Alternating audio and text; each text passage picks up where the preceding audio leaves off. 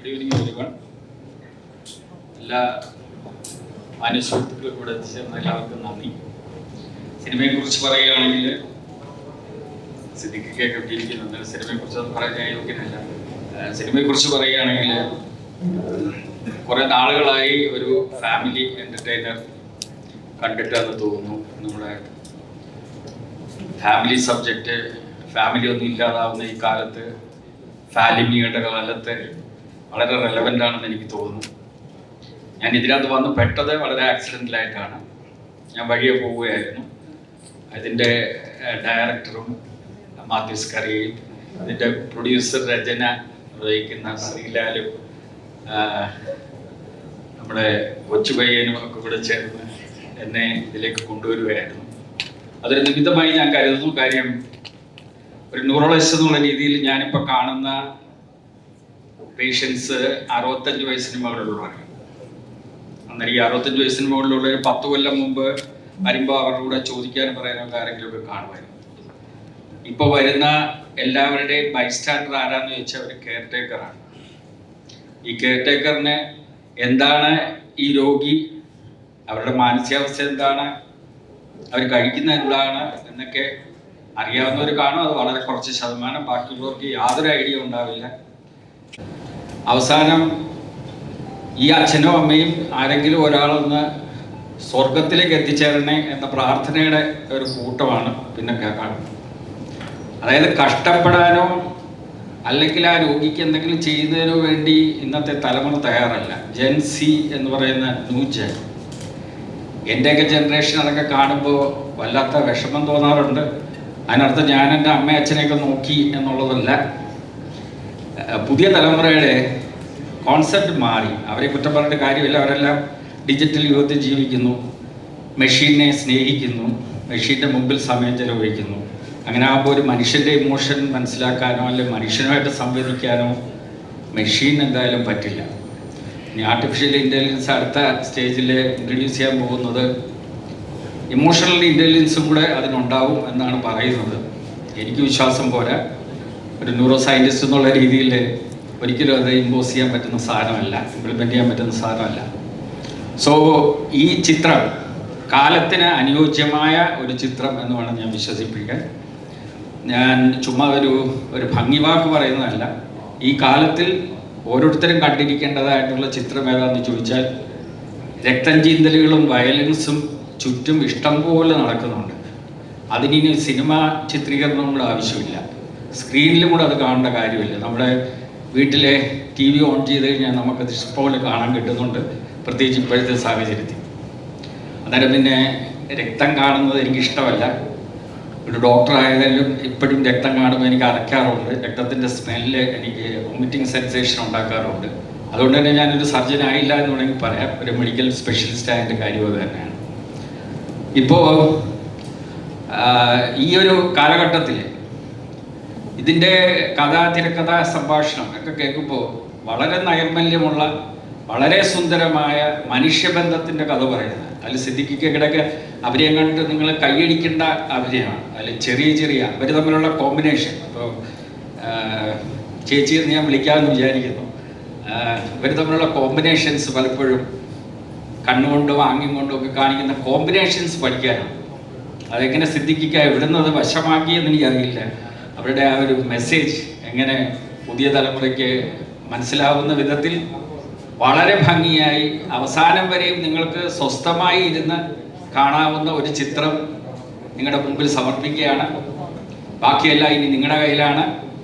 നിങ്ങളാണ് ഇതിൻ്റെ വിജയവും പരാജയവും ഒക്കെ തീരുമാനിക്കേണ്ടത്. ഫിനാൻഷ്യൽ പാർട്ട് വിടുക, ഫിനാൻഷ്യൽ പാർട്ട് പോട്ടെ, നമുക്കത് പോയത് നമ്മൾ എഴുതിത്തള്ളും പോവുകയാണെങ്കിൽ. പക്ഷേ ഇത് കണ്ടിരിക്കേണ്ട ഒരു പടമാണെന്നും ഒരു നല്ല മെസ്സേജാണ് നിങ്ങൾക്ക് തരുന്നതെന്നും ഓർമ്മപ്പെടുത്തുന്നു.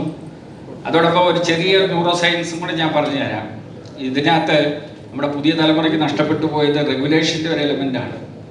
ഇവർക്ക് ആരും റെഗുലേറ്റ് ചെയ്യുന്ന ഇഷ്ടമല്ല. ഒരു റെഗുലേറ്റർ ഇല്ലാത്ത ഫാൻ എപ്പോഴും നമുക്ക് ദോഷമാണ്. എപ്പോഴും തണുപ്പൊക്കെ കൂടുമ്പോൾ നമുക്ക് റെഗുലേറ്റർ ഇല്ലാത്ത ഒരു ഫാനിൻ്റെ കീഴിൽ കിടന്നാൽ തണുപ്പുള്ള ഒരു സമയത്ത് മനസ്സിലാവും എത്ര പാടാന്നുള്ളത്. അന്നേരം നേച്ചർ പ്ലസ് പ്രോസ്പെരിറ്റി ഉണ്ടാവണമെന്നെങ്കിൽ nature plus technology plus regulation. ഈ റെഗുലേഷൻ്റെ എലമെൻ്റ് നഷ്ടപ്പെട്ട കാരണം പ്രീ ഫ്രോണ്ടൽ കോർട്ടക്സ് എന്ന് പറഞ്ഞ തലയുടെ ഫ്രണ്ടിലുള്ള ഒരു കോർട്ടക്സ് ആണ് നമ്മൾ ഇതിനു വേണ്ടി ഉപയോഗിക്കേണ്ടത്. ജഡ്ജ്മെന്റിലാവുന്നതും നമ്മൾ കൺട്രോൾ ചെയ്യേണ്ടതും ഒക്കെ അതൊക്കെ ഇൽ ഡെവലപ്ഡ് ആണ്. ഇപ്പോൾ ഈ മെഷീനെ പണയം വെച്ച കാലത്ത് നമുക്കതൊന്നും ഇല്ല. ശരിക്കും പറഞ്ഞു നമ്മൾ മൊത്തം മെഷീനേക്ക് പോകുന്ന കാലം. അതുകൊണ്ട് ദയവ് ചെയ്ത് എനിക്ക് ഇവിടെ ഇരിക്കുന്നവരോട് പറയാനുള്ളത്, മെഷീനെ പ്രേമിക്കാതെ മനുഷ്യനെ സ്നേഹിക്കാനും മനുഷ്യനോട് സഹാനുഭൂതി കാണിക്കാനും. കാര്യം ഒരു ഡോക്ടർ എന്നുള്ള രീതിയിൽ എനിക്കത് പറയേണ്ടി വരുന്നു. കാര്യം ഓരോ ദിവസവും കാണുന്ന രോഗികളുടെ അവസ്ഥ കാണുമ്പോൾ നമുക്ക് വല്ലാത്ത വിഷമം തോന്നാറുണ്ട്. കാര്യം ഇവർക്ക് ഇടയ്ക്ക് മക്കളെല്ലാം നല്ല നിലയിൽ കഴിയുന്നവരാണ്, പക്ഷേ ഇവരെ നോക്കാൻ ഒരാളില്ല. 4ാമത്തെ ദിവസം ഇപ്പോൾ ആശുപത്രി കിടന്ന് 2 ആഴ്ച കിടന്ന് ബെഡ് സോറില്ലാതെ വീട്ടിൽ വിട്ട് 4ാമത്തെ ദിവസം ബെഡ് സോറായിട്ട് വരുന്നൊരു സീനാണ് നമ്മൾ കാണുന്നത്. അതിന് നോക്കാൻ ആരും ഇല്ലാത്ത കാലത്ത്, ബന്ധങ്ങൾക്ക് യാതൊരു വിലയും ഇല്ലാത്ത ഒരു കാലത്ത് ബന്ധത്തിനെ കുറിച്ച് മാത്രം സംസാരിക്കുന്ന ഒരു സിനിമയാണ് മധുരം ഈ ജീവിതം. അതെല്ലാ അണിയറ ശില്പികൾക്കും ഇതിൽ പങ്കെടുത്ത എല്ലാവർക്കും ഒരു മധുരം പകരുന്നതാകട്ടെ എന്ന് ആശംസിച്ചുകൊണ്ട് ബാക്കി ഞാൻ പറയുന്നില്ല. ബാക്കി സ്ക്രീനിൽ 17-ാം തീയതി നിങ്ങൾക്ക് കാണാം. Thank you so much for your listening. Thank you very much. എല്ലാവർക്കും നമസ്കാരം. ശ്രീലാലിൻ്റെ 3ാമത്തെ സിനിമയാണ്. ശ്രീലാലിൻ്റെ ആദ്യത്തെ സിനിമ മുതൽ എനിക്ക് പരിചയമുണ്ട്. ഇതിനകത്തൊരു വലിയ താരനിര തന്നെയുണ്ട്. സിന്ധിക്കേട്ടൻ, വിനീത് പ്രസാദ് തുടങ്ങി എല്ലാവരും ഉണ്ട്. അതൊരു വലിയ സക്സസ് ആയി തീരട്ടെ എന്ന് ഞാൻ ആശംസിക്കുന്നു. നന്ദി. എല്ലാവർക്കും നമസ്കാരം. പ്രിയ സുഹൃത്ത് ശ്രീലാൽ നിർമ്മിച്ച ചിത്രം, എനിക്ക് തോന്നുന്നു ഈ ഹാളിൽ തന്നെ എല്ലാവരും ഇതൊരു ഫാമിലി, ഡോക്ടർ പറഞ്ഞ പോലെ ഡോക്ടറുടെ സ്പീച്ച് കേട്ടിട്ട് എല്ലാവരും വളരെ സീരിയസ് ആയിട്ടാണ് ഇവിടെ ഇരിക്കുന്നതെന്നാണ് എനിക്ക് തോന്നുന്നത്. ശ്വാസം പിടിച്ചിരിക്കേണ്ട ആവശ്യമില്ല. ഇതൊരു മികച്ച എൻ്റർടൈനർ, ഒരു ഫീൽ ഗുഡ് ഫിലിം തന്നെയാണെന്നുള്ളതാണ് നമുക്കിപ്പോൾ കിട്ടുന്ന ഫീല്. തീർച്ചയായിട്ടും സിദ്ദിഖിയെ പോലെ, ശ്രീമതി വിനയ പ്രസാദിനെ പോലെ മികച്ച അഭിനേതാക്കൾ പെർഫോം ചെയ്തിട്ടുള്ള മറ്റ് ഒട്ടനവധി അഭിനേതാക്കളുണ്ട്. ഇന്ന് മലയാള സിനിമയെ സംബന്ധിച്ചിടത്തോളം ഹോപ്പ്ഫുൾ ആയിട്ടുള്ള ഒരു കാലഘട്ടത്തിലൂടെയാണ്. കാരണം കണ്ടന്റ് ഈസ് കിങ് എന്നുള്ളൊരു കാലഘട്ടത്തിലൂടെയാണ് മുമ്പോട്ട് പോയിക്കൊണ്ടിരിക്കുന്നത്. ഒരു താരാധിപത്യം ഉള്ള ചിത്രങ്ങളല്ല, അല്ലാതെ തന്നെ തിയേറ്ററിക്കലായിട്ട് പ്രൂവ് ചെയ്യും എന്ന് പറയുന്ന ഒരു കാലഘട്ടത്തിലാണ് നമ്മൾ ഈ സംസാരിക്കുമ്പോഴും. ഒട്ടും താരങ്ങളില്ലാത്തൊരു ചിത്രം 100 കോടിക്ക് മേൽ കളക്ട് ചെയ്ത് നിൽക്കുന്ന ഒരു സാഹചര്യത്തിലാണ് ഇന്ന് മലയാള സിനിമ. അത് മലയാള സിനിമയെ സംബന്ധിച്ചിടത്തോളം വളരെ ഏറെ നല്ലൊരു പ്രതീക്ഷയുടെ കാലഘട്ടമാണ്. അത്തരത്തിൽ കണ്ടന്റ് ഡ്രിവനായിട്ടുള്ള സിനിമകൾ, ഡോക്ടർ പറഞ്ഞ പോലെ മനസ്സിലാക്കിയത് ബേസിക് ഹ്യൂമൻ ഇമോഷൻസ് ഷെയർ ചെയ്യുന്ന സിനിമയാണ്. അത് കൂടുതൽ ആൾക്കാർ റിലേറ്റ് ചെയ്യും എന്ന് പ്രത്യാശിക്കാം. തീർച്ചയായിട്ടും ഇത്തരത്തിലുള്ള ഒരു ശ്രമം നടത്തിയ ശ്രീലാലിനും മറ്റ് എല്ലാ ടീമുകൾക്കും ആശംസ നേരുന്നു. എല്ലാവർക്കും വിജയാശംസകൾ നേരുന്നു. നന്ദി, നമസ്കാരം. എല്ലാവർക്കും നമസ്കാരം. എല്ലാവരും പറഞ്ഞതുപോലെ ഒരു കുടുംബ കഥയായിട്ട് തോന്നിക്കുന്ന അറ്റാച്ച്മെൻറ്റുകൾ അന്യം നിന്ന് പോയ കാലത്ത് അത് വളരെ ഇമ്പോർട്ടൻ്റ് ആണ്. എൻ്റെ സിനിമകളും ഒട്ടുമിക്കതൊക്കെ കുടുംബകഥകൾ പറഞ്ഞ സിനിമകളാണ്. അതെല്ലാം വിജയിക്കുകയും ചെയ്തിട്ടുണ്ട്. ഈ ചിത്രവും അതുപോലെ വിജയിക്കട്ടെ. നിർമ്മാതാവിൻ്റെ സൈഡിൽ നിന്ന് പറഞ്ഞാൽ ജീവിതം മധുരമാകട്ടെ. നന്ദി, നമസ്കാരം. സുഹൃത്തുക്കളെ, എന്തായാലും ഈ ചിത്രത്തിൻ്റെ പേര് തന്നെ പോലെ ഒരു മധുരമുള്ള സിനിമയായിട്ട് മാറട്ടെ. ഇതിൻ്റെ പിന്നിൽ പ്രവർത്തിച്ച നിർമ്മാതാക്കൾ ഡോക്ടർക്കും ശ്രീലാലിനും അതുപോലെ ഡയറക്ടർക്കും മറ്റ് ക്രൂവിനുമൊക്കെ എല്ലാ വിജയാശംസകളും നേരുന്നു. എല്ലാവർക്കും എൻ്റെ വിനീതമായ നമസ്കാരം. മധുരം ഈ ജീവിതം എന്ന സിനിമ തുടങ്ങുന്നത് കുറച്ച് കാലം മുമ്പ് ശ്രീലാലും മാത്യു സക്കറിയും കൂടെ ഇങ്ങനൊരു പടം ചെയ്യുന്നു, ഇതിലെ ഈ കഥാപാത്രം ചെയ്യണമെന്ന് പറഞ്ഞ് എന്നെ സമീപിക്കുകയും അതിലെ കഥാപാത്രം എന്താണെന്ന് വിശദമായിട്ട് എന്നെ പറഞ്ഞ് മനസ്സിലാക്കി തരികയൊക്കെ ചെയ്തിട്ടാണ് നമ്മൾ ഈ സിനിമ തുടങ്ങുന്നത്. അപ്പോൾ എൻ്റെ പേരായിട്ട് അഭിനയിക്കുന്നത് വിനയ പ്രസാദാണെന്നും പറഞ്ഞിരുന്നു. അങ്ങനെ ഒരു ശ്രീലാലിന് തോന്നിയ ചെറിയൊരു ചിന്തയിൽ നിന്നാണ് ഇതിൻ്റെ ഒരു കഥ രൂപപ്പെടുന്നത്.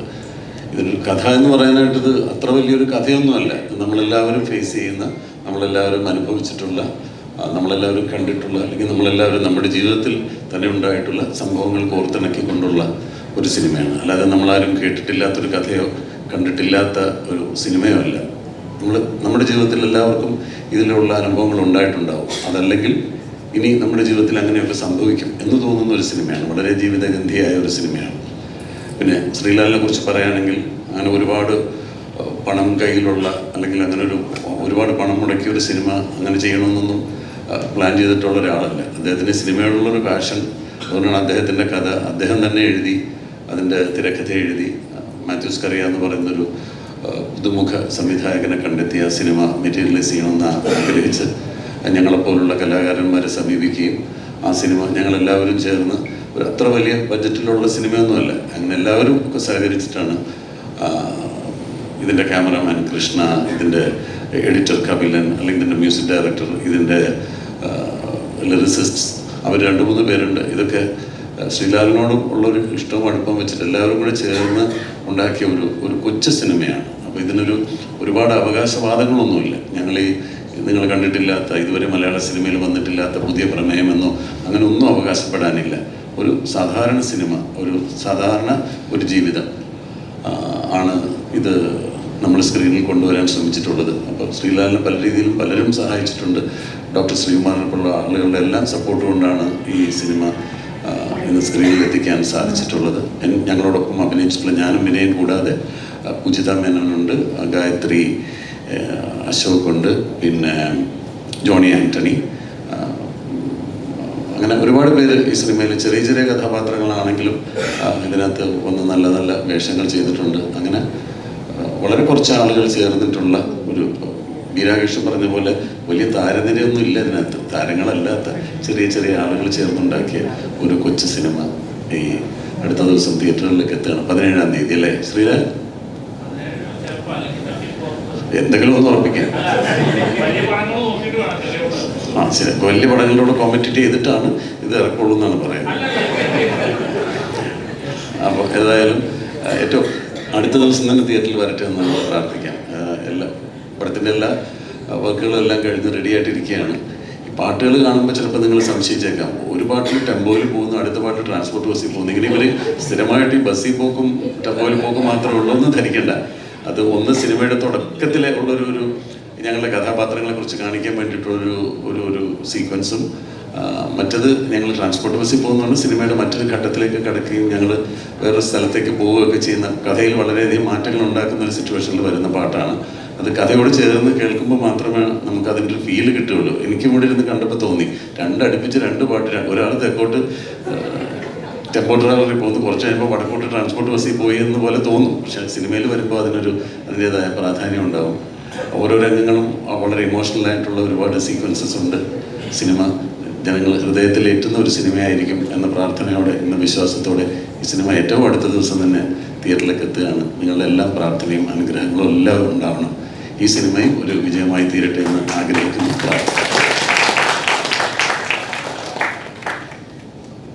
എല്ലാവർക്കും നമസ്കാരം. മാത്യു സർ എന്നെ ആദ്യമായിട്ട് ഈ സിനിമയ്ക്ക് വേണ്ടി വിളിച്ചപ്പോൾ പറഞ്ഞത് ഒരൊറ്റ വാക്കായിരുന്നു, ചേച്ചി ഡേറ്റ്സ് തന്നാൽ ഞാൻ പേനെടുത്ത് മുഴുവൻ കഥ എഴുതാം എന്നാണ് പറഞ്ഞത്. അത് തന്നെ എനിക്കൊരു വലിയ സമ്മാനമാണ്.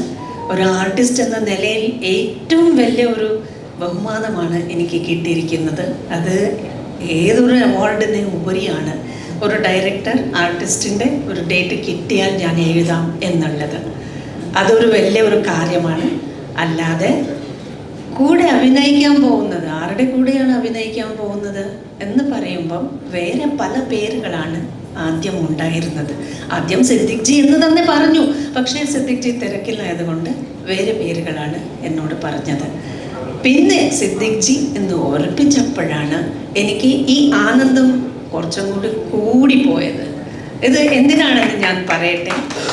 സൗത്ത് ഇന്ത്യൻ ആർട്ടിസ്റ്റിലെ എല്ലാവരും, മമ്മൂട്ടി സർ, മോഹൻലാൽ സർ, ഇപ്പോൾ ഇല്ലാതായ ഇന്നസെൻറ്റ് സർ, തിലകൻ സർ, അവരുടെ ഒപ്പമൊക്കെ അഭിനയിക്കാൻ കൊതി തോന്നുന്ന പോലെ ഒരു ആർട്ടിസ്റ്റിന് ഇവരുടെ ഒപ്പം എനിക്ക് അഭിനയിക്കണം എന്ന് കൊതി തോന്നുന്നുണ്ടെങ്കിൽ അത് ഇപ്പോൾ സിദ്ദിഖ് സാറാണ് അല്ലേ? പിന്നെ എൻ്റെ കരിയറിൽ ഏറ്റവും കൂടുതൽ നാളുകൾ ഞാൻ അഭിനയിച്ചിരിക്കുന്നത് സിദ്ദിഖ് സാറിൻ്റെ കൂടെയാണ്. അത് സീരിയലാവാം, സിനിമ ആവാം, പിന്നെ പരിപാടികളാവാം. കുറേ പരിപാടികളിലേക്ക് ഞങ്ങൾ പോയിട്ടുണ്ട്. അങ്ങനെ നല്ലൊരു കമ്പാറ്റബിലിറ്റി ഉള്ള 2 ആർട്ടിസ്റ്റാണ് ഞങ്ങൾ 2 പേരും. ശ്രീലാൽ സർ എന്നെ ഈ പടത്തിന് എന്നെ വിശ്വസിച്ച് എന്നെ വിളിച്ചതിൽ thank you very much. And Mathew sir, നിങ്ങൾക്കും കൂടെ അഭിനയിച്ചിരിക്കുന്ന എല്ലാ ആർട്ടിസ്റ്റിനോടും നന്ദി പറയാവുന്നുണ്ട്. It was a very good experience and I am sure it will serve a very sweet memory it will create a very sweet memory in your minds also. Thank you so much. എല്ലാവർക്കും നമസ്കാരം.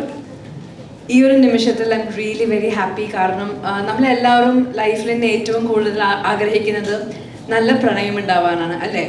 Sincere ആയിട്ടുള്ള love ഉണ്ടാവാനാണ്. അപ്പോൾ ഈ ഒരു cinema കാണുന്ന സമയത്ത് നമുക്ക് എല്ലാവർക്കും ഈ സിനിമയുടെ ഡ്യൂറേഷൻ വുഡ് ബി 2.5 hours. അത്രയും സമയം നമുക്ക് ആ പ്രണയം മനസ്സിൽ ഫീൽ ചെയ്യാം. ഈ ഒരു സിനിമയിൽ എന്നെ വിളിച്ച ശ്രീലാൽ ചേട്ടൻ, താങ്ക് യു സോ മച്ച്. എന്നെ ട്രസ്റ്റ് ചെയ്ത് ഇങ്ങനത്തെ ഒരു അടിപൊളി ഇമോഷണൽ ഡെപ്തുള്ള ഒരു ക്യാരക്ടർ തന്നെ thank you. Mathew sir, thank you so much. ഈ ക്ഷമയോടെ എനിക്കെല്ലാം നല്ല രീതിയിൽ പറഞ്ഞു തന്നെ thank you so much. And Siddique and Vinay ചേച്ചി, sharing the screen with you all. And ഈ കരിയറിൻ്റെ ഈ ഒരു സ്പേസിൽ താങ്ക് യു സോ മച്ച്. എനിക്ക് ഒരുപാട് പഠിക്കാൻ കിട്ടി. ആൻഡ് ഓരോ മൈന്യൂട്ട് എക്സ്പ്രഷൻ ആയിക്കോട്ടെ, ഇവരെ കാണുമ്പോൾ to respond with them, to react with them has been a great blessing for me. And thank you so much. Thank you for the patience and thank you everybody. നിങ്ങളെല്ലാവരും ഈ ഒരു cinema നമ്മൾ എത്രമാത്രം ഡെപ്തോടെ നമ്മൾ enjoy ചെയ്തു, ആ ഒരു same experience നിങ്ങൾക്ക് എല്ലാവർക്കും തിയേറ്ററിൽ കാണുമ്പോൾ ഉണ്ടാവട്ടെ എന്ന് ഞാൻ പ്രാർത്ഥിക്കുന്നു. Thank you. എല്ലാവർക്കും എൻ്റെ വിനീതമായ നമസ്കാരം. ഞാൻ ഈ സിനിമയിൽ ഒരു ക്യാമിയോ ആണ് ചെയ്തിട്ടുള്ളത്. പക്ഷെ എന്നാലും ആ ഒരു സീൻ എന്ന് പറയുന്നത് സിദ്ദിഖിക്കയുടെ കൂടെയാണ്. അപ്പോൾ അതിന് അതിൻ്റേതായിട്ടുള്ളൊരു വാല്യൂ ഉണ്ടാവുമെന്ന് ഞാൻ വിശ്വസിക്കുന്നു. ഇത്രയും നല്ലൊരു സ്റ്റാർ കാസ്റ്റുള്ള സിനിമയിൽ അഭിനയിക്കാൻ സാധിച്ചതിൽ എനിക്ക് ഒരുപാട് സന്തോഷമുണ്ട്. Thank you Mathew sir, thank you Sreelal sir. Poojitha, ഈ സിനിമ ലവ് ഇസ് ടൈംലെസ് എന്ന് പറഞ്ഞ പ്രിൻസിപ്പിൾ വിളിച്ചോതുന്ന ഒരു സിനിമയാണ്. എല്ലാവർക്കും ഇഷ്ടപ്പെടും എന്ന് വിശ്വസിക്കുന്നു. എല്ലാവരും സപ്പോർട്ട് ചെയ്യണം, തിയേറ്ററിൽ പോയി കാണണം എന്ന് വിനീതമായി അഭ്യർത്ഥിക്കുന്നു. Thank you so much. So this is my first film. ഞാൻ ആദ്യമായിട്ടാണ് ക്യാമറയുടെ ഫ്രണ്ടിൽ വന്നിട്ട് അഭിനയിക്കുകയും ഇൻ്റർവ്യൂ തരികയും എല്ലാം ചെയ്യുന്ന ആദ്യമായിട്ട് തന്നെയാണ്. സോ എനിക്ക് കിട്ടിയ ഏറ്റവും വലിയ ഭാഗ്യം എന്ന് വെച്ചാൽ ഇത്രയും എക്സ്പീരിയൻസ്ഡ് ആയിട്ടുള്ള ആക്ടേഴ്സുമായിട്ട് എനിക്ക് സ്ക്രീൻ ഷെയർ ചെയ്യാൻ പറ്റിയെന്നാണ് എൻ്റെ ഏറ്റവും വലിയൊരു ഭാഗ്യം. And the film is a very sweet film. ഇപ്പോഴത്തെ ഇറങ്ങുന്ന പടങ്ങൾ കണക്കല്ല, no hype, no nothing, but it's very sweet. It will leave a long lasting memory in your minds. And I hope you guys also take it as well. And thank you Srila Lata and Matthew's career for giving me a chance in this film as well. Thank you all. Hope your prayers are with us. Thank you. സന്തോഷമുണ്ട് ഇതിനകത്ത് work ചെയ്യാൻ സാധിച്ചത്. അപ്പോൾ ഇപ്പോൾ നേരത്തെ പറഞ്ഞ പോലെ തന്നെ ഇപ്പോഴത്തെ ഒരു ടിപ്പിക്കൽ മൂവിയോ ടിപ്പിക്കൽ സോങ്സോ അല്ല. അപ്പോൾ എല്ലാവർക്കും അതേപോലെ ഇഷ്ടമാവുന്ന പ്രതീക്ഷിക്കുന്നു. ഇഷ്ടമാണ്. ഹായ്, എൻ്റെ പേര് വിഷ്ണു എന്നാണ്. ഇതിൽ മൂന്നാമത് കേട്ട നീളുമി എന്ന് പറഞ്ഞ പാട്ടാണ് ഞാൻ പാടിയിരിക്കുന്നത്. സോ ഇതിൻ്റെ ഒരു ഭാഗമാകാൻ കഴിഞ്ഞതിൽ ഭയങ്കര സന്തോഷമുണ്ട്. And thank U, thanks lot. I M wishing the best for this movie. Thank you so much. എല്ലാവർക്കും നമസ്കാരം. ഞാൻ ഹന ഫാത്തിം. ഈ പടത്തിൽ പാടാൻ സാധിച്ചതിൽ എനിക്ക് ഒത്തിരിയധികം നന്ദിയും സന്തോഷമൊക്കെ ഉണ്ട്. ഇതെൻ്റെ ആദ്യത്തെ പടമാണ്. എനിക്ക് ഒരുപാട് ആഗ്രഹമുണ്ട് ഈ ഒരു സിനിമ 1 ഹിറ്റ് ആവട്ടെ. എല്ലാവർക്കും നല്ലൊരു തിരിച്ചുവരവും, എല്ലാവരും രക്ഷപ്പെടട്ടെ. അത്രയും.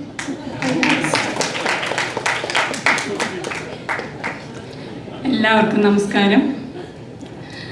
ഞാനിതിൽ 2ാമത്തെ പാട്ടാണ് എഴുതിയിരിക്കുന്നത്. അപ്പോൾ എന്തായാലും മാത്യു സക്കറിയ, ശ്രീലാൽ, ശ്രീകുമാർ സാർ, എല്ലാവർക്കും വളരെ വളരെ അഭിനന്ദനങ്ങൾ. കാരണം ഇതിൻ്റെ ഓരോ മുന്നോട്ടുള്ള ചുവടുവയ്പ്പുകളും പലപ്പോഴും ഞാൻ ശ്രീലാൽ മുഖേന ഞാൻ അറിയാറുണ്ടായിരുന്നു.